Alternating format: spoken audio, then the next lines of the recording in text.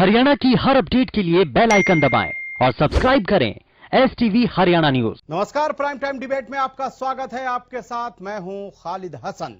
एक तरफ 55 दिन बाद भी किसानों का आंदोलन जारी है, दूसरी तरफ कृषि कानून के बहाने बीजेपी और कांग्रेस में तलवारें खींची हुई हैं। राहुल गांधी ने आज प्रेस कॉन्फ्रेंस कर बीजेपी पर हमला बोला तो बीजेपी ने पलटवार करते हुए राहुल गांधी पर सवालों से भागने का आरोप जड़ दिया। उधर आज दिल्ली में किसानों और दिल्ली पुलिस के बीच बैठक हुई, लेकिन किसान दिल्ली में 26 जनवरी पर परेड करने पर अपने इरादे पर कायम दिखे।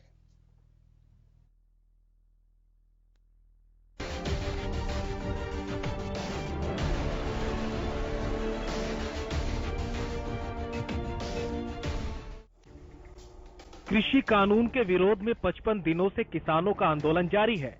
एक तरफ किसान तीनों कृषि कानूनों की वापसी की मांग कर रहे हैं, तो दूसरी तरफ सरकार कानून वापसी से इनकार कर चुकी है। हालांकि सरकार संशोधन की बात जरूर कर रही है। इस बीच किसानों और सरकार के बीच आज होने वाली बैठक टल गई। ये बैठक बुधवार को यानी 20 जनवरी को होगी। हालांकि 26 जनवरी के मौके पर दिल्ली में किसानों के ट्रैक्टर परेड नहीं करने को लेकर दिल्ली पुलिस और किसान नेताओं के बीच जरूर बैठक हुई, लेकिन किसानों ने साफ कर दिया कि वो 26 जनवरी को दिल्ली के अंदर आउटर रिंग रोड पर ट्रैक्टर परेड करेंगे। जबकि दिल्ली पुलिस के अधिकारियों ने उन्हें दिल्ली के बाहर परेड करने की बात कही। इस मसले पर बुधवार को फिर किसानों और दिल्ली पुलिस के बीच बैठक होगी, यानी 20 जनवरी कई दृष्टि से अहम है। एक तरफ ट्रैक्टर परेड को लेकर दिल्ली पुलिस और किसानों के बीच बातचीत होगी, तो दूसरी तरफ दिल्ली के विज्ञान भवन में किसान नेताओं के साथ सरकार के प्रतिनिधियों की बैठक होगी।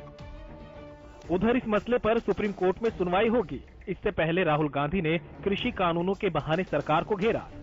कांग्रेस के पूर्व अध्यक्ष राहुल गांधी ने कृषि कानूनों को लेकर खेती का खून 3 काले कानून नाम से बुकलेट जारी करते हुए सरकार के खिलाफ जमकर हमला बोला। Arrogance believes that किसानों को थकाया जा सकता है, किसानों का बेवकूफ बनाया जा सकता है। किसानों को न थकाया जा सकता है, न उनका बेवकूफ बनाया जा सकता है। किसान प्रधानमंत्री से ज्यादा होशियार है। प्रधानमंत्री से ज्यादा समझ हिंदुस्तान के किसान को है, क्या हो रहा है क्या नहीं हो रहा है। तो दैट इज द रियलिटी। इस दौरान कांग्रेस के पूर्व अध्यक्ष राहुल गांधी ने बीजेपी अध्यक्ष जेपी नड्डा की तरफ से लगाए गए आरोपों पर भी पलटवार किया। ये क्या जेपी नड्डा मेरे प्रोफेसर हैं क्या कि मैं इनको जवाब देता जाऊं कि कौन है ये? क्या ये हिंदुस्तान के प्रोफेसर हैं, टीचर हैं क्या? उनका क्यों जवाब दूं मैं? कौन होते हैं वो? मैं हिंदुस्तान का जवाब देता हूं, किसान का जवाब देता हूं। किसान मुझसे कोई भी सवाल पूछे जवाब दूंगा। और जहां तक एग्रीकल्चरल सिस्टम की रिफॉर्म की बात है, हाँ हमने रिफॉर्म की बात की है, मगर हमने एग्रीकल्चर सिस्टम को डिस्ट्रॉय करने की बात नहीं की। हमारे किसी भी कानून में यह नहीं लिखा कि किसान जाकर कोर्ट में नहीं जा सकता। हमारे किसी भी कानून में यह नहीं लिखा कि मंडी को हम खत्म कर देंगे, नष्ट कर देंगे। हमारे किसी भी कानून में नहीं लिखा कि हम मतलब 1-2 लोगों को पूरे हिंदुस्तान का अनाज स्टोर करने देंगे। वहीं राहुल गांधी पर बीजेपी ने पलटवार करते हुए सवालों से भागने का आरोप लगाया। केंद्रीय मंत्री प्रकाश जावड़ेकर ने कांग्रेस पर आरोप लगाते हुए कहा कि कांग्रेस नहीं चाहती कि सरकार और किसानों में बात बने। साथ ही बता दिया कि जेपी नड्डा कौन है। खेती का खून आप कह रहे हो, लेकिन आपने खून का खेल खेला। विभाजन के समय लाखों लोग मरे, क्या वो खून नहीं था? 84 में 3000 सिखों को दिल्ली में जिंदा जलाया गया, क्या वो खून का खेल नहीं था? कि भारतीय जनता पार्टी देश की सबसे प्रमुख पार्टी है, उसके अध्यक्ष नड्डा जी ने सवाल क्या पूछे, राहुल गांधी भाग गए।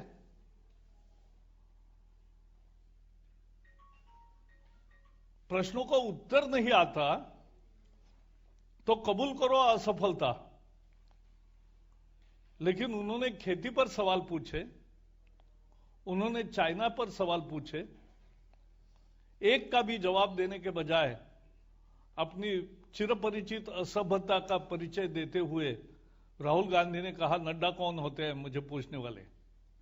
अरे नड्डा भारतीय जनता पार्टी के अध्यक्ष है। तो वहीं भाकियू के प्रदेश अध्यक्ष गुरुनाम सिंह चढ़ूनी पर विपक्षी दलों के समर्थन मांगने के आरोपों पर मामला गरमा गया है। भाकियू प्रदेश अध्यक्ष गुरुनाम सिंह चढ़ूनी ने एक वीडियो संदेश जारी कर कहा कि मेरे ऊपर लगाए जा रहे सभी आरोप झूठे हैं। गुरुनाम सिंह चढ़ूनी ने कहा कि सरकार अपने नुमाइंदों को हमारे बीच में छोड़कर आंदोलन को तोड़ना चाहती है। साथियों, आप कल से जो सुन रहे हैं, एक बदकिस्मती है कि पता नहीं किस तरह के बातें शुरू हो गई हैं। मैं आपको बता देना चाहता हूं कि सारा आंदोलन को तोड़ने की रणनीति है। सरकार के जो हथकंडे होते हैं, उसकी बहुत सी एजेंसियां हैं, उसके बहुत से लोग हैं जो हमारे बीच में छोड़े हुए होते हैं। आंदोलन को तोड़ने के 4 तरीके हैं, 4 कदम हैं आंदोलन को तोड़ने के। पहला कदम होता है समझाना, दूसरा कदम होता है कुछ लालच देना।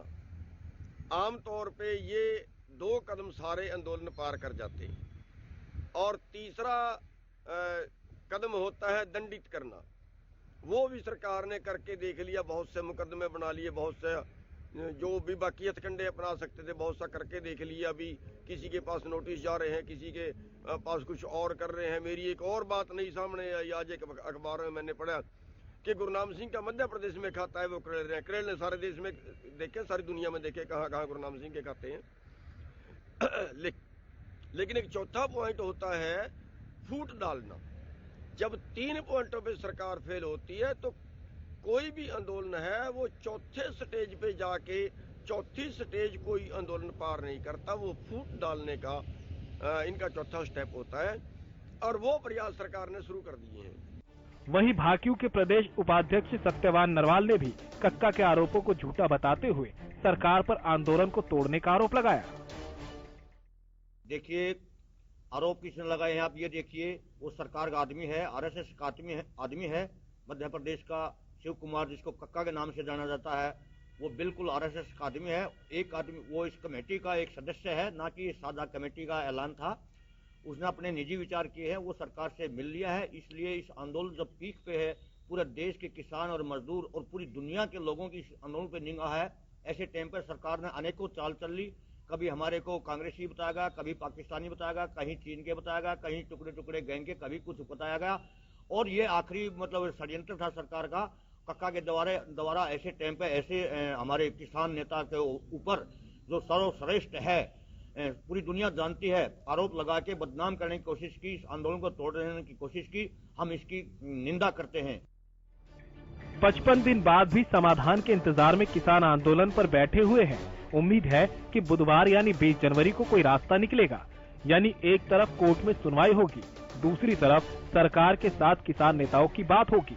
ऐसे में पूरे देश की निगाहें 20 जनवरी पर टिक गई हैं, ताकि कोई रास्ता निकले और किसान आंदोलन खत्म कर इस कड़कड़ाती ठंड में अपने घर खुशी खुशी वापस लौट सके। Bureau report, Haryana news.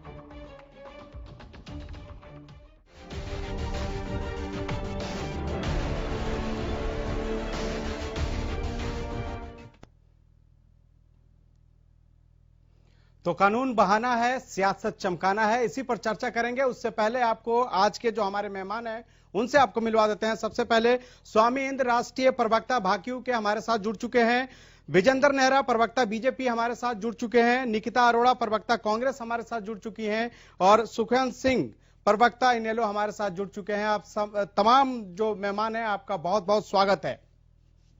सबसे पहले सवाल स्वामी इंद्र जी से। स्वामी इंद्र जी, क्या लगता है अब आंदोलन में सियासत की भी एंट्री होने लगी है? जिस तरह से आज बीजेपी और कांग्रेस ने वार पलटवार किया, उसके बाद आपको क्या लग रहा है?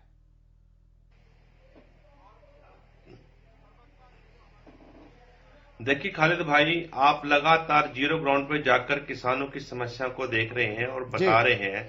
लगातार आपके जो जितने भी आपके सहयोगी हैं जाकर एक रिपोर्टिंग कर रहे हैं। कहीं भी आपको नजर नहीं आएगा कि यहाँ पे आपको किसी प्रकार की राजनीति का जो है एंट्री हो चुकी है। हाँ, ये सच्चाई है, सरकारी एजेंसियां लगातार किसी न किसी तरीके से इस आंदोलन को खराब करने में लगी हुई हैं और कुछ बीजेपी के शरारती लोग जानबूझकर वो किसान का जो है पहनावा पहनकर हमारे बीच में आते हैं और उल्ट जुलूट बयान देते हैं। और हम देख रहे हैं, लगातार हम निगाह बनाए हुए हैं, पर हमारा धैर्य देखिए। आज 55 दिन हो गए देश के किसान को देश की दहलीज पर। जी, बात सुन लीजिए। जी। पहली बात ये देखने में लायक है कि सरकार क्यों नहीं लगातार किसानों से वार्ता करती, क्यों गैप डालती। अगर इस 55 दिन के दौर को मैं देखता हूं, अब तक जो हुई है, तो 10 दिन के बाद किसान की इस देश में सुनवाई होती है, वो भी सिर्फ उसको वहां बुलाकर एक काम कर रहे हैं। तो ये एक बड़ा ही सोचने वाली बात है। आज पूरा देश देश जो है समझ रहा है बात को कि बीजेपी की सरकार इस देश के कमेरे को लुटने के लिए लुटेरों के साथ किस तरीके से गांठ की हुई है, वो किसान को लाचार और बेबस बनाकर छोड़ना चाहती है देश के अंदर। ठीक है। निकिता अरोड़ा भी हमारे साथ जुड़ी हुई हैं। निकिता, आज राहुल गांधी जिस अंदाज में आए और जिस तरह से उन्होंने आरोप लगाया, खास करके उन्होंने बीजेपी के राष्ट्रीय अध्यक्ष के बारे में उन्होंने कहा कि मैं उनके सवालों का जवाब क्यों दूं। क्या ये जो जिस तरह का आज जो उनका भाषा था, जिस तरह से उनका तेवर था, क्या आगे भी रहने वाला है, या इस बीच बीच में जैसे अभी आ गए फिर कभी आ गए उस टाइप से है? देखिए, राहुल गांधी जी जो है वो लगातार इस मुद्दे पर बोलते आ रहे हैं, वो लगातार इस विषय पर ट्वीट करते आए हैं। यहाँ पे उन्होंने ट्रैक्टर रैलियां भी करी, पंजाब में भी करी, हरियाणा में भी करी, और आगे भी वो किसानों के हित में ये बात अपनी रखते रहेंगे। जहां तक नड्डा जी की बात आई, यहाँ पर सरकार उनकी पार्टी की है, यहाँ पे जवाबदेही उनकी पार्टी की बनती है, हमारी नहीं। तो हम उन्हें उनके सवालों का जवाब क्यों दें? हम यहाँ पर उनसे सवाल पूछते हैं कि आपने लोकतंत्र की हत्या करने की कोशिश करी है। यहाँ पर जब आप बिल लेकर आए, आपने किसी भी हमारे किसी भी किसान संगठन के साथ आपने सलाह मशवरा नहीं किया, बातचीत नहीं करी, आपने सदन बुलाया और बहुत ही जल्दबाजी में ये बिल पास किए गए। और हमने ये भी देखा कि किस प्रकार इन्होंने ध्वनि वोट के जरिए राज्यसभा में इन बिलों को पारित किया। तो आप देख रहे हैं कि जो जिस की शुरुआत और जिस तरीके से इन बिलों की जो नींव रखी गई वो ही खराब थी। तो हम पूछते हैं इस सरकार से कि क्या आप इस पे हमें बताएंगे कि आपने सलाह मशवरा क्यों नहीं किया हमारे किसान भाइयों और किसान नेताओं से, आपने उनके साथ सलाह मशवरा क्यों नहीं किया इन बिलों को बनाते हुए। दूसरी बात, मैं एक और चीज पूछती हूँ कि आपने जिस प्रकार हमारे किसान भाइयों के ऊपर क्या कहते हैं, जिस प्रकार आपने वाटर कैनन्स डाले, टीयर गैस शेल्स डाले, आपने जिस तरीके से बैरिकेडिंग करी, गैर कानूनी तौर पर आपने NH8 पे गड्ढे खोदे, उनको एक क्या कहते हैं, उनको एक आतंकवादी जैसा उनके साथ सलूक किया, क्यों किया? हमारी ये अन्नदाता है। ठीक है, विजेंद्र नेहरा जी हमारे साथ जुड़े हुए हैं ना, हम ले लेते हैं रिएक्शन। विजेंद्र जी, आज राहुल गांधी बड़ा आक्रामक हुए और आपके पार्टी पर उन्होंने बहुत कटाक्ष किया और हमले किए। खेती का कानून, 3 कृषि कानून का एक बुकलेट भी जारी किया गया और इसी के माध्यम से एक तरह से आंदोलन में अब खून की भी एंट्री हो गई। उन्होंने कहा खेती का खून, 3 काले कानून। तो आपके तरफ से भी जवाब दिया गया कि खून का खेल किसने खेला? कांग्रेस ने भी खेला, मतलब सबने देखा है। तो क्या अब आंदोलन में एक तरह से खून की एंट्री हो गई है? और जो बाकी भी आरोप लगाए हैं किसान नेता ने या कांग्रेस ने, उस पर भी सर जवाब दीजिएगा। खालिद जी, देखिए, मुझे लग रहा था कि राहुल गांधी जी जिस तरह से विदेश में मौज मस्ती करके आए हैं, छुट्टियां मना के आए हैं, तो काफी तरोताजा लग रहे थे। इससे लग रहा था कि वो काफी मौज मस्ती के माहौल में रह के आए विदेश में, नए साल की छुट्टियां मना के। और जिस तरह से ट्रैक्टर पे हवाई जहाज का सोफा लगा के उन्होंने जो ट्रैक्टरों के लिए लड़ाई लड़ी है, वो तो वाकई में काबिले तारीफ है। ऐसी लड़ाई देश में आज तक किसानों के लिए किसी ने लड़ी नहीं है। और जहां तक उन्होंने खून खराबे की बात कही, हजारों सिक्कों की 1984 में हत्या कराने वाले कांग्रेस पार्टी, 1993 में ये मैडम जो भी बात कर रही थी कांग्रेसी प्रवक्ता, ये किसान को भगवान मानते हैं, सीधी गोली चलवाते हैं किसान पे। अगर किसान कोई आंदोलन करता है इनके राज्य में तो उस पर लाठीचार्ज नहीं कराते, वाटर कैनन से। मैडम देखिए, ये आपकी सोच है ना, बंद रखिए इसको। अरे बंद रखिए अपनी सोच में, क्या बात कर रही है मैडम? प्रधानमंत्री खालिद जी के बीच में बोला था, खालिद जी के बीच में बोला था, इनको तमीज करने की, इनको तमीज करने की, इनको तमीज करने की। आराम से रखिए निकिता, आराम से रखिए। निकिता, अपने बारे में निकिता बोलिएगा, अभी बोलने दीजिए। नेहरा जी से जवाब ले लीजिए, फिर बोल लेंगे इसके बाद। नेहरा जी बोलिए भाई, इनको बोलिए, मैं इनके बीच में नहीं बोलूंगा, नहीं तो बोलने नहीं दूंगा इनको, मैडम को मैं। ये बहुत बीच में बोलती है। सुनिए आराम से, आपको सोफा पे ट्रैक्टर पे अपनी भाषा को संयम में नेहरा जी, रखें। प्लीज। तो अरे मैडम आप सुनिए पहले ध्यान से, अपनी आप भाषा सुनिए को पहले, संयम में रखें। आपके बीच में मैं नहीं बोल रहा हूँ और आप बीच में बोलती हैं। माफ क्या कीजिए पता निकिता मैं जी, किसका- निकिता जी प्लीज सुन आप लीजिए, क्या उसके वीडियो बाद से बोलती हैं? फिर अपने नंबर पे आप बोलिए। क्रॉस क्वेश्चन करने का हम आपको मौका देंगे। बोलिए नेहरा जी, बोलिए। देखिए मैं यही कहना चाह रहा था कि राहुल गांधी जी जब सोफा पे बैठ के हवाई जहाज की टक्कर यात्रा करते हैं, इनको दर्द होता है। 1984 में जो हजारों किसानों को मरवा देते हैं सिक्कों को, ये इनको दर्द होता है उस बात का। और अभी वो विदेश में मौज मस्ती मना के आए हैं। जब देश का किसान सड़कों पे बैठा था, राहुल गांधी विदेश में मौज मस्ती कर रहा था। इनको शर्म आनी चाहिए कांग्रेसियों को, और ये राहुल गांधी को पानी में डूब कर मर जाना चाहिए कहीं। ये देश का किसान सड़क पे बैठा था और ये विदेश में मौज मस्ती कर रहा था, इनको शर्म आनी चाहिए। दूसरा मैं आपको बताना चाहूंगा कि देखिए राहुल गांधी जी को अभी ये भी नहीं पता कि हमारी सरकार ने 5 दिसंबर को जो प्रस्ताव बना करके भेजा है किसान भाइयों के बीच में, ठीक है, उसमें ये ठीक है, प्रावधान ठीक है, लिख के दिया है कि ठीक है, कोर्ट में एक जाने का मिनट, अधिकार दे रहे हैं आपको। विजेंद्र जी, अब वो अभी विजेंद्र जी, आप ऐसे विजेंद्र कह रहे जी, थे। सुनिए, विजेंद्र खालिद जी, खालिद सुनिए। विजेंद्र जी, मैं उन्होंने सुनूंगा, खालिद सुनिए। सुनूंगा, लेकिन अरे खालिद लेकिन जी, सर अरे शब्दों का बात- मर्यादा जरूरी है। अरे सब बात तो शब्दों पूरी का होने मर्यादा दीजिए जरूरी है सर। अरे बात तो आप पूरी शब्दों का होने चयन दीजिए सही से कीजिए। अरे एक बात तो- महिला बात प्रवक्ता सुनिए। है, उस पर भी मैं- ध्यान मैं- दीजिए आप। अरे सुनिए, अरे सुनिए, शब्दों अरे का बात सही तो चयन पूरी हो करके जाए। ये चोट अरे जैसे शब्द खालिद का भाई, इस्तेमाल बात मत तो कीजिए पूरी- विजेंद्र भाई। खालिद भाई बात तो पूरी हो जाए मेरी, मैं ये कह रहा हूँ नहीं, कि ये राहुल जी को कम से कम जानकारी नहीं शब्दों है। का आप अरे लोग भैया, शब्दों का चयन सही अरे भैया, करें। सुन लीजिए। हमारा अरे मकसद भैया, सही शब्दों के साथ अरे सही भैया, सही ज्ञान अरे लोगों खालिद तक भाई, पहुंचाना है, सुन सही लीजिए। बातें पहुंचाना भाई है। आपको भी दर्द बराबर होता है। सुनिए, नहीं, सुनिए, मुझे सुनिए कोई बात। दर्द नहीं है देखिए, सर। अरे मैं सुनिए, सुनिए, अगर सुनिए, आपके खिलाफ भी सुनिए। कोई अगर गलत अरे शब्द सुनिए, का इस्तेमाल करेगा अरे तो मैं बात- उससे बोलूंगा। अब मेरी बात मैंने तो बोला सुन ले है, मेरे इंटरप्ट भाई। किया है, अरे इसलिए मेरे भाई, प्लीज बात तो सुन ले। शब्दों की मैं मर्यादा कह रहा जरूर हूँ आप लोग कि रखें, 5 जितने भी दिसंबर केस को हमारे हैं। मैं उनसे 5 रिक्वेस्ट करता दिसंबर हूँ। को सरकार ने, अरे सुन लीजिए भाई, 5 दिसंबर को सरकार ने किसानों के बीच में खालिद भाई जो प्रस्ताव भेजा है, उसमें लिख के भेजा है कोर्ट जाने का अधिकार हम दे रहे हैं। राहुल जी को भी पता ही नहीं है, वो अभी कह रहे थे कोर्ट जाने का अधिकार नहीं दिया। अरे भाई कुछ जानकारी तो लेके आते। आप एक वंशान जो पार्टी है, प्राइवेट लिमिटेड जो फैक्ट्री है, ठीक है विजेंद्र परिवार जी, की आपकी पार्टी, उसके मुखिया ठीक है, हैं आप, आपने कोर्ट और जाने आपको का यही नहीं अधिकार पता की बात सरकार कही ने ना, क्या मैं अभी प्रॉब्लम की किसान है। नेता से ही जान लेता हूं ना। जब बीजेपी कह रही है स्वामी इंद्र जी की कोर्ट जाने का अधिकार हम दे रहे हैं, दिक्कत कहां आ रही है? जी, किस तरह से आपको अधिकार मिल रहा है और फिर आप क्यों नहीं उस पर बात मान रहे हैं? जब से किसान से जब से एक लगातार वार्ता हो रही है, आप ये देखेंगे संयुक्त मोर्चा को ये कहा गया था कि हमने आपकी 4 में से 2 मांगे मान ली हैं। अभी तक सरकार द्वारा लिखित में ना तो किसानों को प्रस्ताव दिया गया, ना ही प्रेस को दिया गया। ये बात सीधी सादी है कि सरकार सिर्फ बातें बनाती है, काम नहीं करती। हाँ, काम करती है तो सिर्फ कॉर्पोरेट सेक्टरों को नफा कमाने के लिए काम करती है, देश को लूटने का काम सरकार करती है। जानबूझकर आज सारे देश के सारे संसाधन सरकार ने जो है अपने कुछ मित्रों को अडानी अंबानी की गोदी में डाल दिए हैं, और ये किसान के भी जो मेहनत की कमाई है, गाड़ी कमाई को लूटने के लिए सरकार योजनाबद्ध तरीके से काम कर रही है।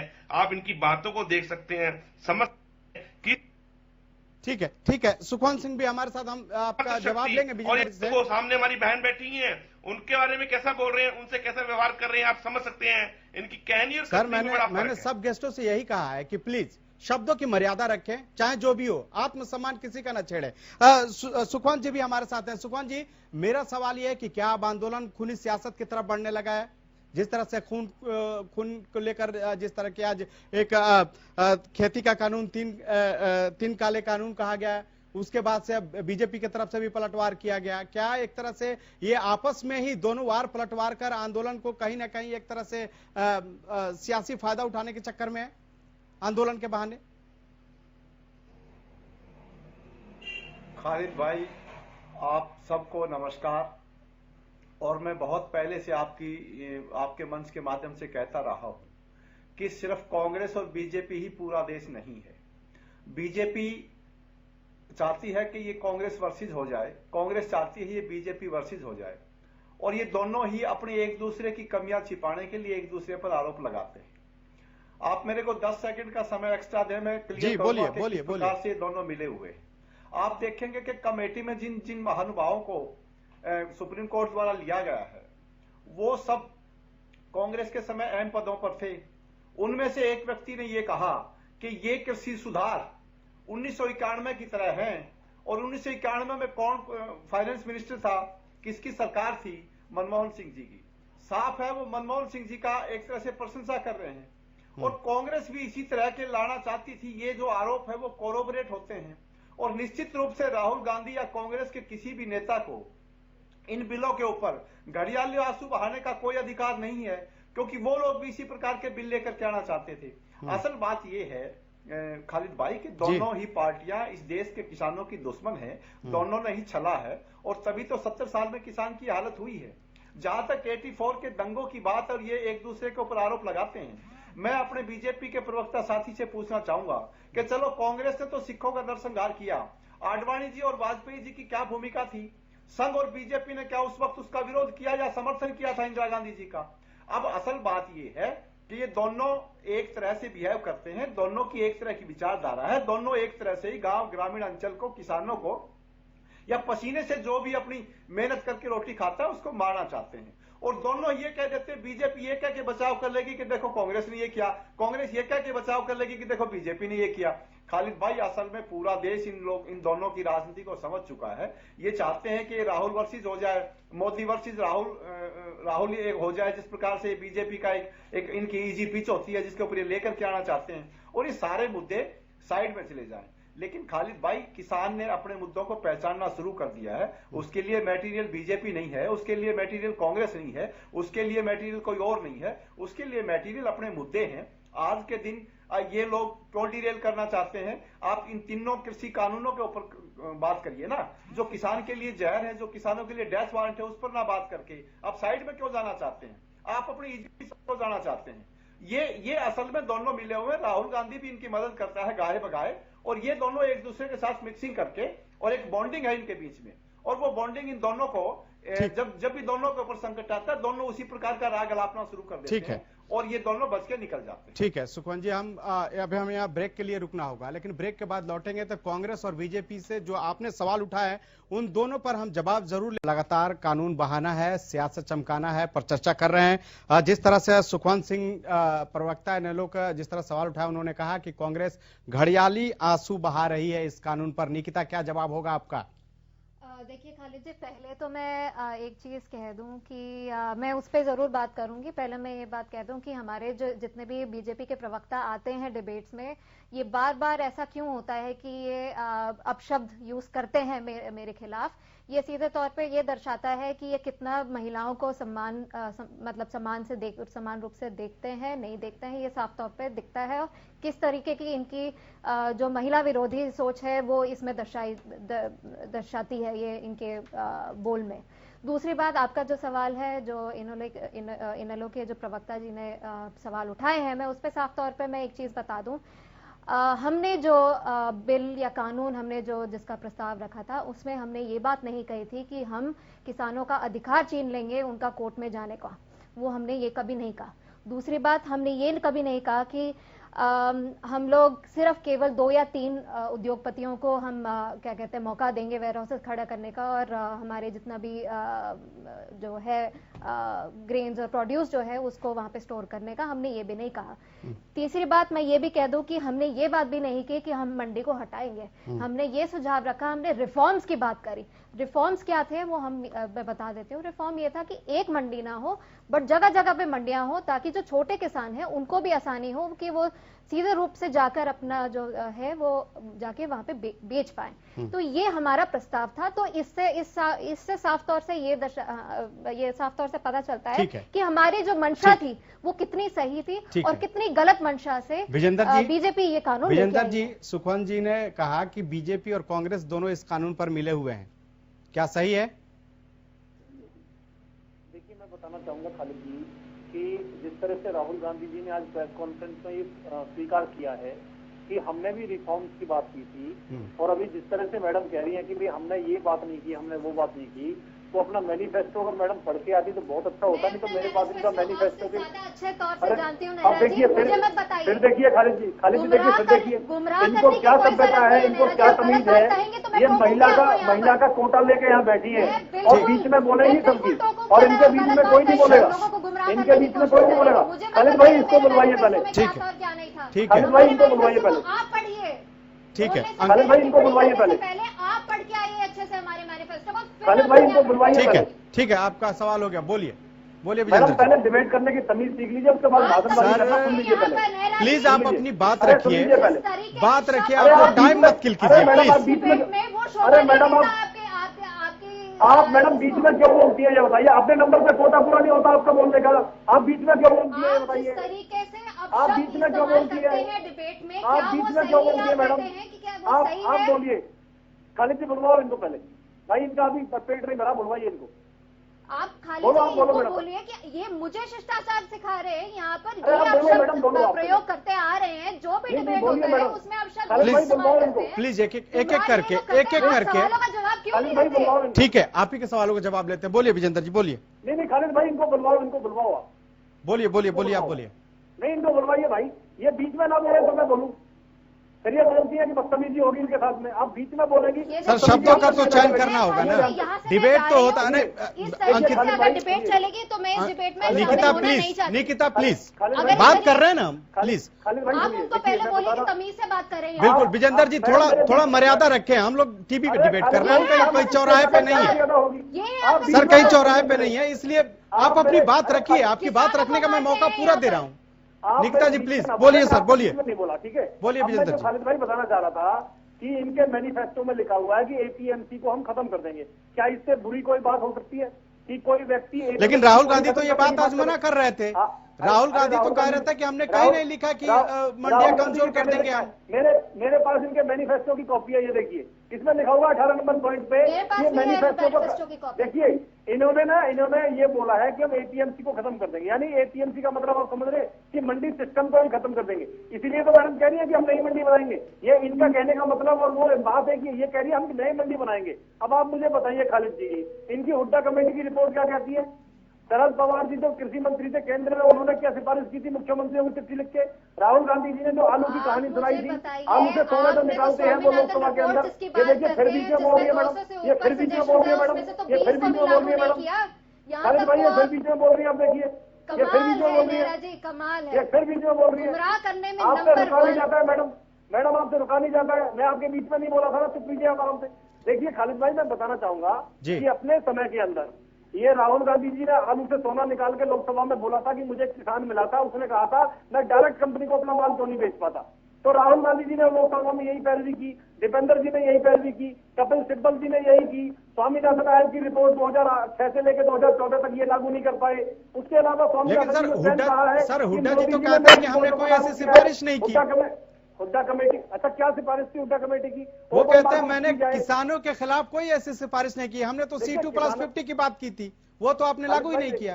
खालिद भाई देखिए, किसानों के खिलाफ कोई नहीं करता, लेकिन उन्होंने ये मांग की थी कि ओपन मार्केट खोली जाए, किसानों के लिए प्राइवेट कंपनियों के दरवाजे खोल दिए जाए, ये उन्होंने मांग की थी। और यही तो भारतीय जनता पार्टी की, देखिए इन कानूनों के माध्यम से सरकार ने क्या किया है। सर अब ये बताइए कि जो कानून कांग्रेस लेके आ रही थी, कोई जरूरी है बीजेपी उसी को आगे बढ़ाएगी? किसानों से बात करके उससे बेहतर कानून बनाइए ना। देखिए हमने बेहतर बनाया है, और हमने ये नहीं है कि कांग्रेस के कहने से बना दिया हो, बहुत पुरानी मांग थी। चौधरी देवीलाल से लेके चौधरी छोटूराम से लेके बड़े किसान नेताओं ने एक मांग की थी, जब व्यापारी अपनी कंपनी का दाम खुद तय करता है और उसके बाद में जो किसान है वो अपनी फसल का दाम खुद तय करता। ये मांग तो सबकी थी, बहुत पुरानी मांग थी, और 20, 25, 30 साल से इस पर चर्चा हो रही थी खालिद भाई, इसीलिए सरकार ने इसको लागू किया है। और खालिद जी इस सिस्टम को लागू होने के बाद पुराना सिस्टम खत्म नहीं होता, आज भी पुराना सिस्टम जारी है। स्वामी जी कुछ कह रहे हैं? का पुराना सिस्टम आज भी जारी है। ठीक है विजेंद्र भाई, पुराने सिस्टम से जाए, किसान की मर्जी मंडी से बाहर बेचे, वो तो किसान के पास दोनों ऑप्शन अवेलेबल है। ठीक है, स्वामी जी से जवाब ले लेते हैं। स्वामी जी जवाब दीजिए विजेंद्र जी की बातों का।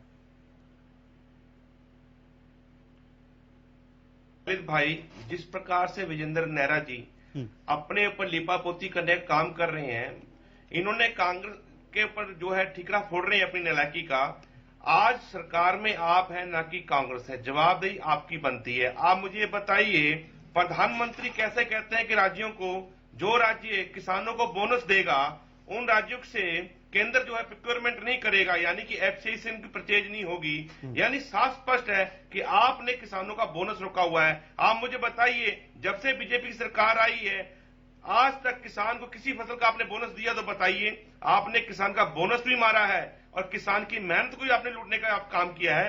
आज देश के अंदर किसान लगातार 55 दिन से इस पो माह के महीने में जो सबसे ज्यादा ठंड के दिन होते हैं भारत के अंदर, वो किसान सड़कों में बैठा है, वो कांग्रेस की बदौलत बैठा है कि बीजेपी की बदौलत बैठा है? आपकी कारगुजारी आज कोरोना काल के अंदर जो आप ये अध्यादेश लेकर आए जिसकी जरूरत नहीं थी, मुझे बताइए ऐसी कौन सी कमेटी थी जिसने ये सिफारिश की आपको कि कोरोना काल के अंदर आप किसानों के लिए किसी सुधार बिल लेके आए, वो भी एक अध्यादेश लाकर, ना कि संसद में चर्चा कर। ऐसी किसान की क्या स्थिति हो रही थी कि किसान भूखे मर रहा था, किसान का उत्पाद नहीं बिक रहा था, किसान के पास कोई रास्ता नहीं रहा, कमाई का जरिया नहीं रहा। यानी कि आपने आपदा में जो अवसर ढूंढा है भाई, वो हमारे खून पसीने की कमाई लूटने के लिए जो आपने तरीका ढूंढा है, वो वाकई पूरा देश और पूरे देश की जनता जान रही है। सुखवंत सिंह जी, 55 दिन हो गए, समाधान कहीं नहीं दिख रहा है,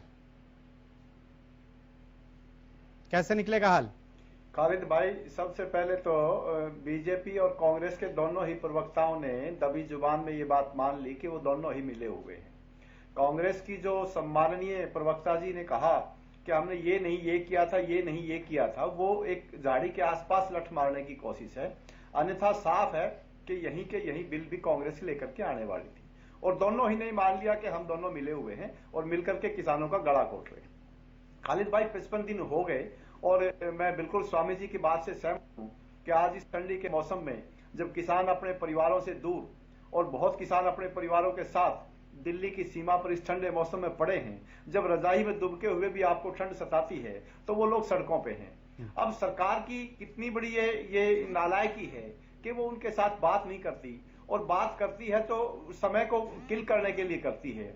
और अब उसने स्पष्ट कर दिया कि हम तीनों काले कानून वापस नहीं लेंगे, और किसान इस बात पे है कि किसान, क्योंकि डेथ वारंट है ये किसान के, और इनको अगर वापस नहीं लिया गया तो किसान की मौत निश्चित है। अब डेथ वारंट आप जारी करके ये कहते हैं हम इसको वापस नहीं लेंगे, तो सीधा सा मतलब आपने किसानों को मारने का मन बना लिया। तीसरी जो सबसे बड़ी बात है वो ये है कि बीजेपी की जो नीयत है वो साफ दिखाई दे रही है कि किस प्रकार से वो कॉर्पोरेट को फायदा पहुंचाने की कोशिश में है। अब कांग्रेस की प्रवक्ता कह रही थी जी हम 2 को फायदा नहीं, आप चलो जी 9 को फायदा पहुंचा देते, लेकिन फायदा तो उद्योगपतियों को ही होता ना, किसानों को नहीं होता। ये 2 को पहुंचा रहे, आप 9 को पहुंचा देते तो उससे कोई बात बड़ी नहीं हो जाती। असल में दोनों ही पार्टियां उद्योगपतियों को पोषित करती हैं, उनको बढ़ाती हैं, आम आदमी की, किसान की, गांव ग्रामीण मजदूर की और शोषित वंचित की कि खून शरीर से खून निकाल करके उद्योगपतियों को पोषित करने का काम ये दोनों पार्टियां करती हैं। खालिद भाई, इस देश का किसान और आम आदमी अब इस बात को समझ चुका है कि किस प्रकार से ये दोनों आपस में मिलकर के, और इसको मोदी वर्सेस राहुल बना देंगे, कभी कुछ बना देंगे, कभी कुछ बना देंगे, और जो मेन मुद्दे हैं उनसे ध्यान हटा देंगे। लेकिन अब ये बात नहीं इनकी चलने वाली। किसान ने अपनी शक्ति को पहचान लिया है, किसान ने अपने मुद्दों को पहचान लिया है, किसान ने संघर्ष के साथ आगे बढ़ने का मन बना लिया है, और वो इन सरकारों को, चाहे उसके अंदर कांग्रेस मिल जाए, चाहे बीजेपी मिल जाए, चाहे दोनों आपस में मिल जाए, और दोनों मिली हुई है पर्दे के पीछे, इनके हाथ मिले हुए हैं, ये बिल्कुल कुछ भी कर ले, लेकिन किसान ने अपने मुद्दों को पहचान करके, और आप देखेंगे कि किस प्रकार ठंडी में वो संघर्ष कर रहा है, क्योंकि उसके जीवन मरण का प्रश्न है।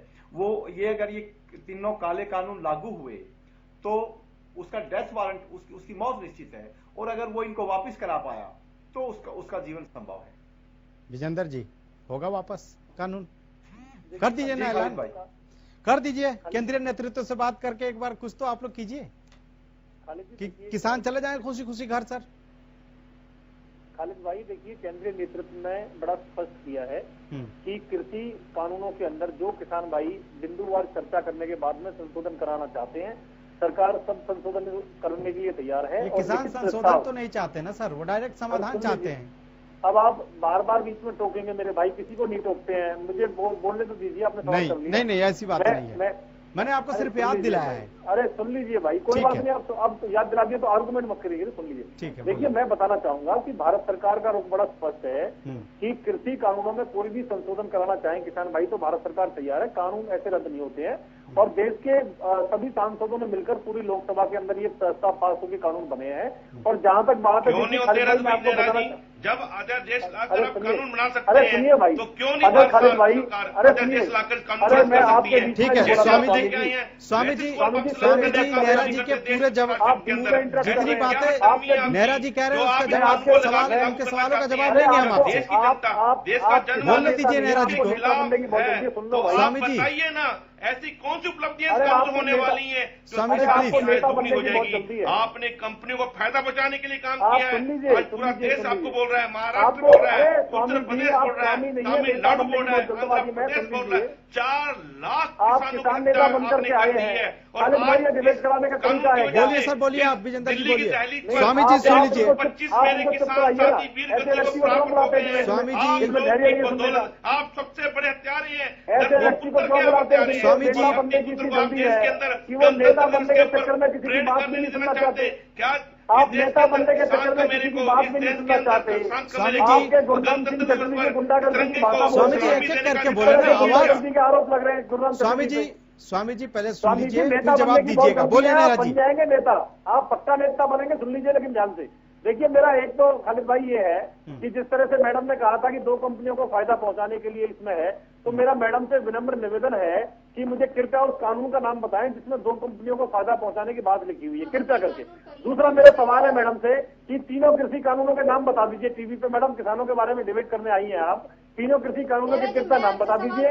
और मैडम मेरा एक निवेदन आपसे ये है, सवाल पूछकर आप लोग टाइम किल न करें। जिस मुद्दे पे आए हैं बात करने, उसी पे हम लोग बात करें। सवाल पूछने का नाम बता दीजिए मैडम, हम पूछ रहे हैं और ऐसा प्रावधान जिस कानून में है ना उसका नाम बता दीजिए। आप कभी किसी मैडम आप मुझे ये बता दीजिए कि कौन से कानून के अंदर, मैडम कौन से कानून के अंदर लिखा हुआ है। और मैडम मैं आपको एक चीज बताना चाहूंगा कि पंजाब की कांग्रेस सरकार ने अडानी को सबसे पहले ठेका दिया था। पंजाब की कांग्रेस सरकार ने जिस कंपनियों का आप बार बार जिक्र करते हैं, अपने राजमहल को गले लगाते थे। क्या 2014 से पहले राहुल गांधी अडानी अंबानी छोले कुलचे की लड़ी लगाते थे मैडम? क्या 2014 से पहले मैडम राहुल गांधी अडानी और अंबानी मिलकर चांदनी चौक में छोले कुलचे की लड़ी लगाते थे? क्या भाजपा सरकार ने अडानी अंबानी को करोड़पति अरबपति बना दिया? क्या आपके राज्य में करोड़पति अरबपति नहीं थे अडानी अंबानी? क्या आप लोगों ने उनको करोड़पति अरबपति नहीं बनाया? क्या मनमोहन सिंह जी ने उनको गले लगा के उनको इनाम नहीं दिया? क्या राहुल गांधी और उसकी अम्मी ने भ्रष्टाचार का पैसा नहीं खाया व्यापारियों से मैडम? क्या आप लोगों ने उनको करोड़पति अरबपति नहीं बनाया? मुझे जवाब दीजिए मैडम। निकिता जी और विजेंद्र जी, निकिता जी और विजेंद्र जी प्लीज, हम लोग समस्याओं के समाधान पे बात करें ना। हो सकता है कुछ निकल जाए। ये अडानी अंबानी उद्योगपतियों से हमें कुछ नहीं लेना, वो तो सरकार समझेगी। लेकिन हम यहाँ बैठे हुए हैं समस्या के समाधान पर बात करने के लिए। कल अगली बैठक है, कल अगली बैठक है। ये किसान के हितों के लिए डिबेट की जा रही है सर। बगैर कृषि कानूनों के द्वारा थोड़ी ना डिबेट कर रहे हैं, यहाँ पे बैठी नहीं है। ऐसे थोड़ी आई है, चाहे स्वामी जी थोड़ी आए हैं ऐसे। सबको पता है कि तीनों कृषि कानून क्या है। नेहरा जी ये एक तरह से समय किल मत कीजिए आप। नेहरा जी समय किल मत कीजिए, एक एक करके आप लोग बात कीजिए। तीनों कृषि कानूनों का नाम बता दीजिए। आप बहुत हमदर्द है किसानों के। सुनिए, तीनों कृषि कानूनों का नाम बता दीजिए। नेहरा जी प्लीज। अरे खालिद भाई मेरा सवाल है, क्या बात? अरे सर आप लोग सवाल के चंगुल में करके उलझाना चाहते हैं। आप लोग क्यों नहीं मुद्दे पे बात करना चाहते हैं? आप सब एक दूसरे से सवाल पूछ के टाइम पर बात करेंगे। सवाल पूछने के लिए मैं हूँ यहाँ पर, मैं तो हूँ यहाँ पर ना सवाल पूछने के लिए। आप लोग समय पर बात कर रहे हैं, ऐसे क्या फायदा है? नेहरा जी ऐसे कोई फायदा है क्या? नेहरा जी फायदा है क्या? स्वामी जी फायदा है क्या?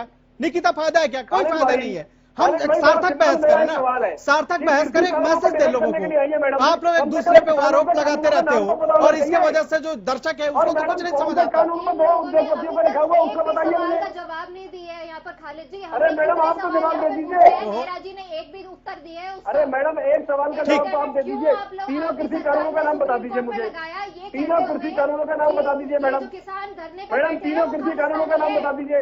इतनी देर में गूगल पर देख सकती थी आप। ठीक, स्वामी इंद्र जी कल एक बार फिर सरकार के साथ बैठक है। 1 मिनट स्वामी इंद्र जी, फिर कल एक बार सरकार के साथ बैठक है, सुप्रीम कोर्ट में भी सुनवाई है। अब आप लोगों की क्या रणनीति है? ऊपर से 26 जनवरी को भी आप लोगों ने ट्रैक्टर मार्च का ऐलान किया है। बहुत ही स्वाभिमान का दिन होता है 26 जनवरी, गणतंत्र दिवस है। उस दिन सारे भारतीयों के लिए बहुत ही सम्मान की बात है। अगर उस दिन आप लोग ट्रैक्टर रैली करेंगे तो विश्व में कैसा मैसेज जाएगा? किसान मोर्चे को इस तरीके से बांधा गया है जानबूझकर सरकार ने। आज जो हमसे वार्ता करनी थी जानबूझकर कल की डेट बीच में डाल दी, क्योंकि विजेंद्र जी आपको सुन तो लीजिए, आपको सुन लीजिए सर। आज रास्ता देने का काम नहीं किया और वही किसान संगठन जो है केंद्र सरकार से। ठीक है, आपके आरोप पर ही जवाब ले लेते हैं। 1 मिनट विजेंद्र जी, आपके आरोप पर जवाब ले लेते हैं हम।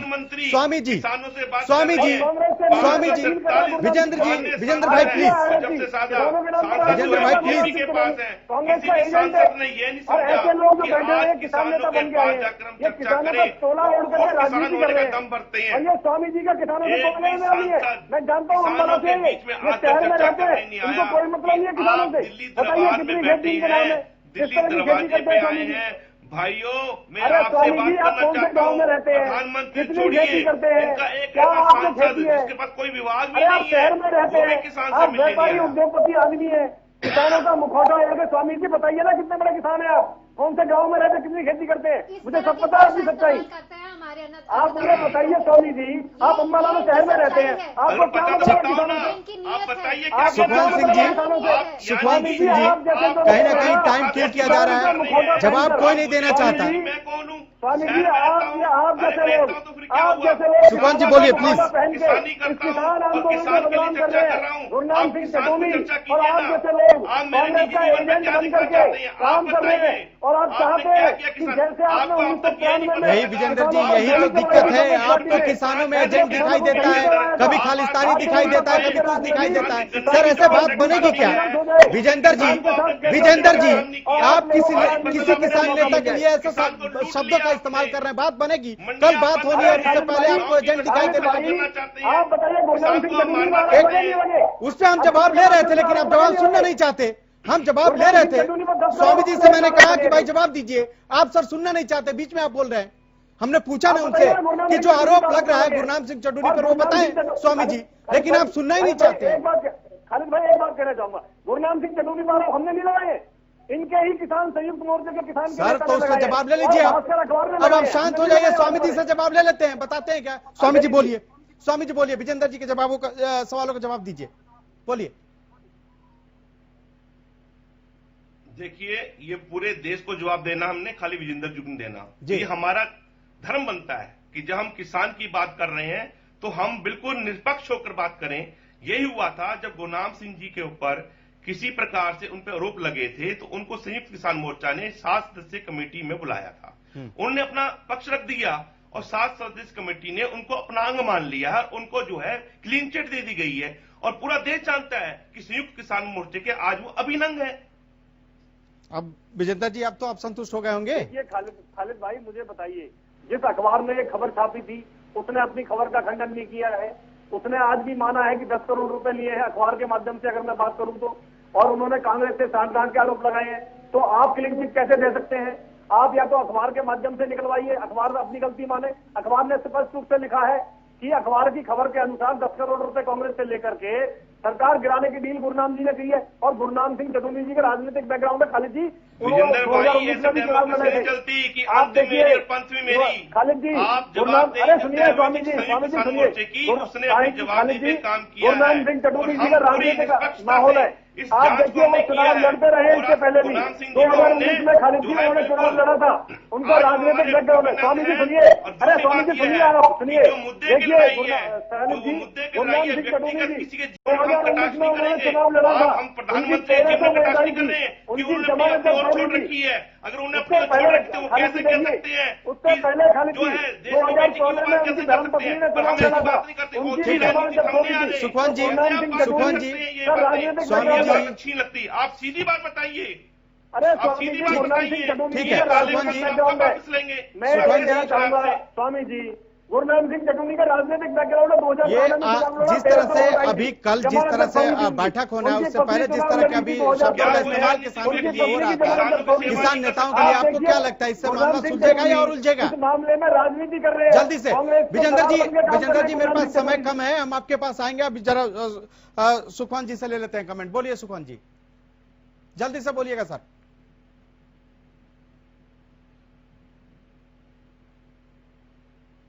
नहीं पाया। अब नेट सेल में बात यह है कि इनको टाइम किल करना है, और विजेंद्र जी आज इतनी एनर्जी अपनी खराब कर रहे हैं गुरनाम सिंह चढ़ूनी जी के ऊपर। अब अच्छा होता कि वो सरकार और ये विजेंद्र नेहरा जी इस बात के ऊपर अपनी एनर्जी खर्च करते कि ये जो समस्या आई हुई है किसानों के सामने, जो डेथ वारंट है, उसको वापस कैसे लिया जाए। अब मुद्दों से इधर उधर भागना, किसकी राजनीतिक बैकग्राउंड है, किसकी राजनीतिक बैकग्राउंड नहीं है, ये विषय नहीं होना चाहिए। विषय ये होना चाहिए कि किसानों को कैसे राहत मिले, किसान इस ठंडी के मौसम में कैसे अपने घर सर लास्ट कमेंट आप ही से लेंगे विजेंद्र जी। अब आप देखेंगे कि दिन प्रतिदिन 2, 3, 4 किसानों की शहादत हो रही है, उसको कैसे बचाया जाए, देश के सामने सवाल ये है। और अगर बीजेपी किसानों की शहादत को कैसे बचाया जाए, ठीक है। निकिता कल एक बार फिर से बैठक होनी है सरकार और किसानों के बीच, क्या कल कोई हल निकलेगा या फिर इंतजार करना होगा? जल्दी से बोलिएगा।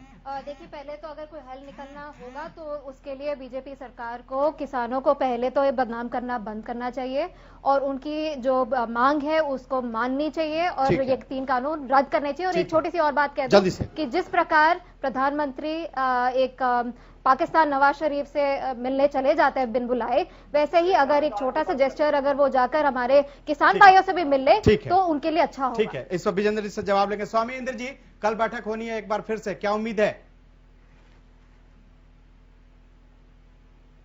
हम पूरे उम्मीद के साथ सरकार के पास जाएंगे और उम्मीद करेंगे इन काले कानून से सरकार हमें निजात दिलाएगी। ठीक है विजेंद्र जी, उम्मीद पूरी होगी किसानों की? देखिए खालिद जी, जिस तरह से सुखवंत जी कह रहे थे कि राजनीतिक बैकग्राउंड की बात ना करें, तो मैं सुखवंत जी को बताना चाहूंगा कि राजनीतिक बैकग्राउंड के जो कुछ नेता हैं किसानों के बीच में किसानों का मुखौटा पहन के बैठे हैं, यही तो नहीं होने दे रहे। अब तक तो हो जाता 11 लोगों की वार्ता में बातचीत किसानों से और किसानों की सभी बातें मान ली है। जब सरकार ने किसानों की सभी बातें मान ली है खालिद जी, तो आंदोलन खत्म करना चाहिए। जो राजनीतिक बैकग्राउंड करने वाले लोग हैं जैसे गुरनाम सिंह चटर्जी जैसे जो लोग हैं वो नहीं होने देना चाहते।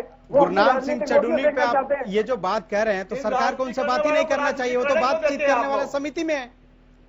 तो किसानों ने उनको अपना नेता माना है तभी तो है सर।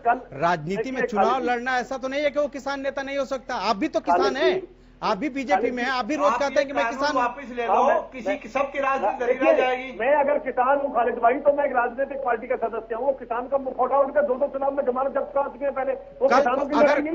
कल अगर किसानों के साथ अन्याय होगा तो आप आवाज नहीं उठाएंगे विजेंद्र जी? खालिद उठाएंगे ना। वो खालिद भाई अगली बार चुनाव में जमानत कैसे बचे हो इसके जुगाड़ में लगे। उनको किसानों से मतलब नहीं है। समाधान तो बताते जाइए सर। कल क्या उम्मीद रखे विजेंद्र जी, कल क्या उम्मीद रखे, क्या उम्मीद रखें? देखिए खालिद भाई, उम्मीद पूरी है कि किसान भाइयों को मानना चाहिए। सरकार बड़े दिल के साथ बात कर रही है, उनकी सभी बातें मान ली है। और देखिए मैं कानून भी वापस ले लीजिए, हो सकता है मामला सुलझ जाए।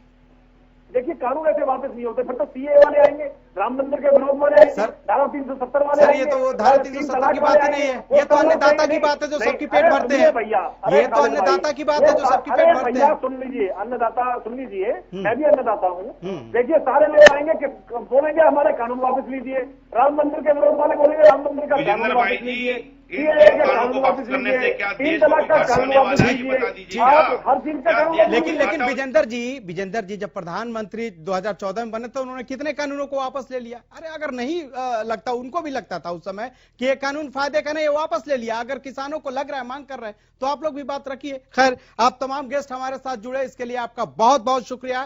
तो एक तरह से 55 दिन गुजर गए, लेकिन 55 दिन बाद भी कोई समाधान नहीं निकला। कल एक बार फिर किसान संगठनों के नेता और फिर से सरकार के प्रतिनिधियों के बीच बातचीत होगी। इसके अलावा सुप्रीम कोर्ट में भी सुनवाई है। उम्मीद है कि कल कुछ जरूर निष्कर्ष निकल जाए ताकि जो किसान इस ठंड में ठिठुर रहे हैं वो अपने घर वापस जा सकें।